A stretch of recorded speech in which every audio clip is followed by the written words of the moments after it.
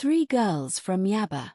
This is a story about three girls from YABA, who were so afraid of poverty that they chose anything else, even damnation. Their names were Faith, Felicia, and Amanda. They grew up in the same overcrowded compound at Aikenwell Street, a face me I face you building where hunger was normal and hope was optional. Their parents were poor in the quiet, humiliating way: unpaid rent, borrowed food, unfinished schooling.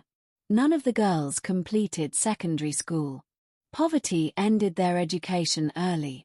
At 15, behind an abandoned shop near a Retty bus stop, the girls made a promise that would later destroy one of them.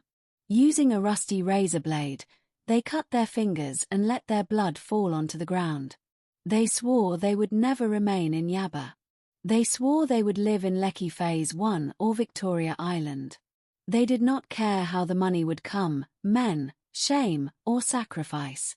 At 20, they packed their lives into 2 Ghana Must-Go bags and moved into a one-room apartment at Harmony Court, Jakand, Lekki. Prostitution found them quickly. They slept with different men for money. Older men. Married men. Any man willing to pay. At some point, they even followed women just to survive. For the first 3 months, life felt sweet. Money was coming in. They were living better than they ever had.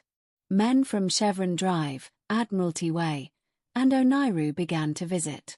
The girls ate well, dressed loudly, and took pictures at Landmark Beach, pretending they had escaped poverty. But Lekki does not respect small money. The cash slowed. Their bodies suffered. Infections became frequent. Clinics like Reddington Hospital began to recognize them. Their skin dulled. Their strength faded. Sex stopped feeling like a hustle and started feeling like punishment.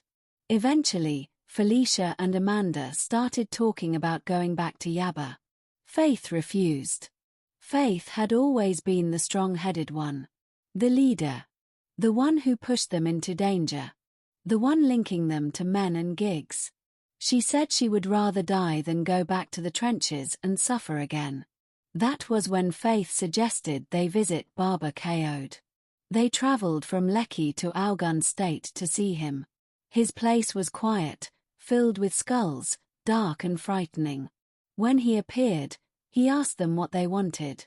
Faith spoke first. She said she wanted money, wealth, and men to flourish around her.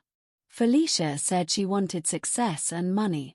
Amanda said she wanted to remain beautiful and have money. Baba laughed and told them they could not have everything. Every gift came with a sacrifice. He told them the rule clearly. Once you drink from the calabash, there is no going back, Baba Kayode said in a harsh tone. Money will come, and men will favor you. But every Sunday at exactly 12 a.m., you will become a dog. From midnight until 3 a.m., you will bark and vomit money, and only then will you return to human form. But no one must ever see the transformation. If anyone did, the person would remain a dog forever.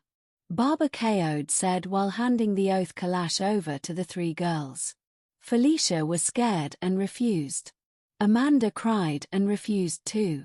Faith urged them, insulted them, but they stood their ground. Baba chased them away. Faith stayed. Faith drank from the calabash and returned to Lekki. Money began to come easily.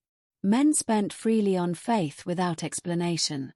She chased Felicia and Amanda out of the apartment and cut them off completely.